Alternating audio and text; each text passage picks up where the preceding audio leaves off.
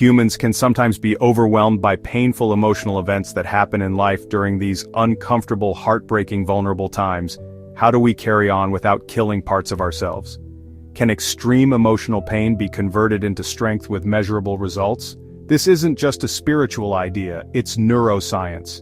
Today, we're diving into the science behind what many call. We'll explore how your brain changes in the face of emotion and how you can train it to transform suffering into healing. Negative emotions and neuroplasticity. It's a pairing that might seem counterintuitive at first glance. We often think of negative emotions as something to avoid, something detrimental to our well-being. But what if I told you that these very emotions hold a key to unlocking your brain's incredible potential for change?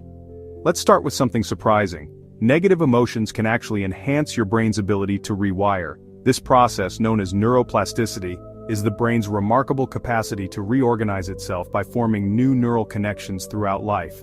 It allows us to adapt, learn, and recover from injuries.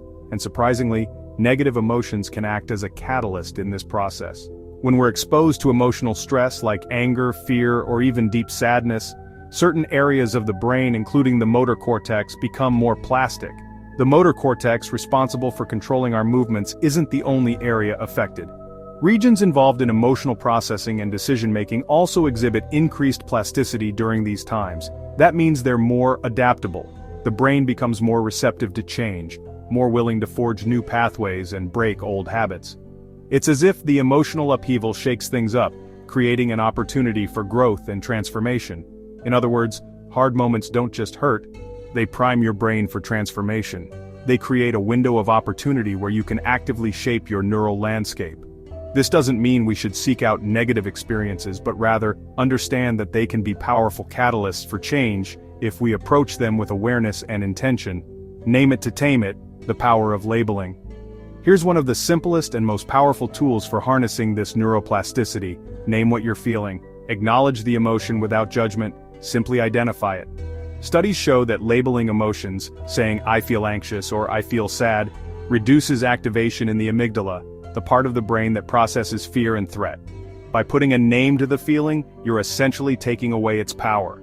You're signaling to your brain that you're aware of the emotion and that you're not overwhelmed by it. At the same time, it activates the prefrontal cortex, the part that helps us make wise decisions. This area is responsible for reasoning, planning, and self-control. By engaging the prefrontal cortex, you're bringing logic and reason into the equation, allowing you to respond to the emotion in a more thoughtful and constructive way. It may sound too easy, but this is how mindfulness begins, by noticing, naming, and gently allowing.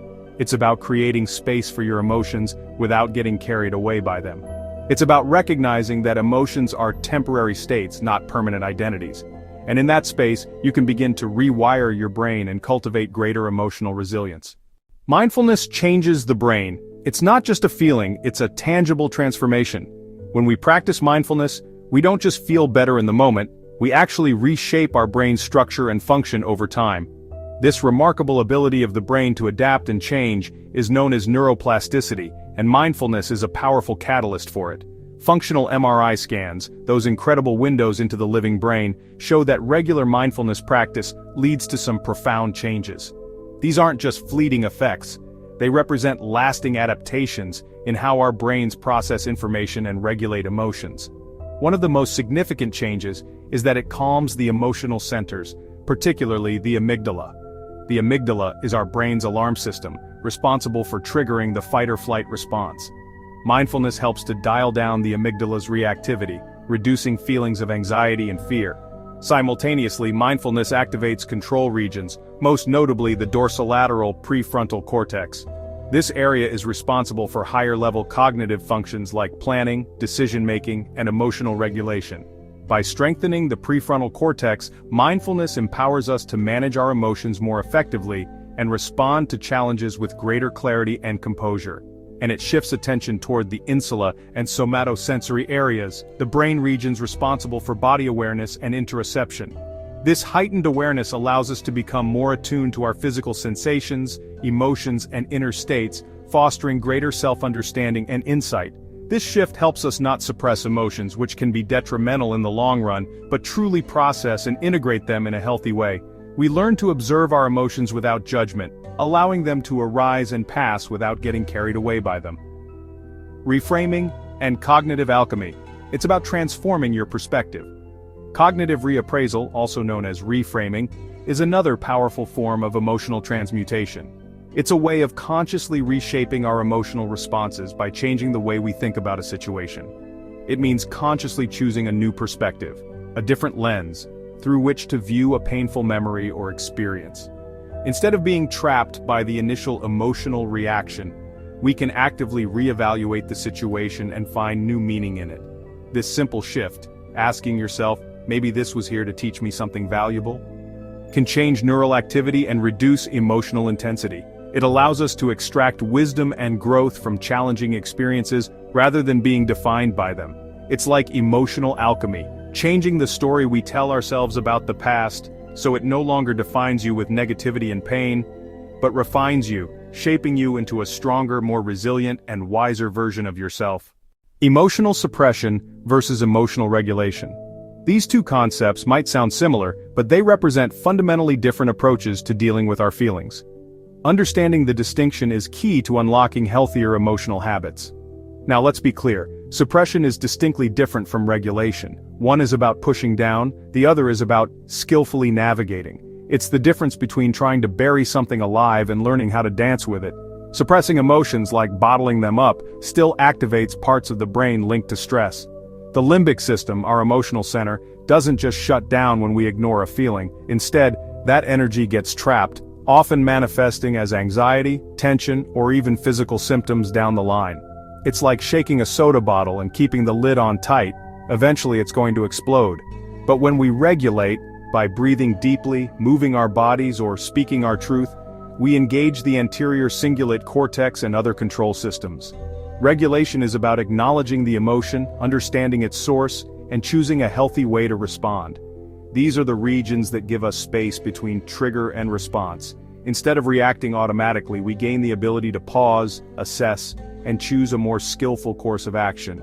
This is where true emotional intelligence begins. That space is where transformation happens. It's in that moment of conscious awareness that we can shift our patterns, rewrite our stories, and cultivate greater resilience.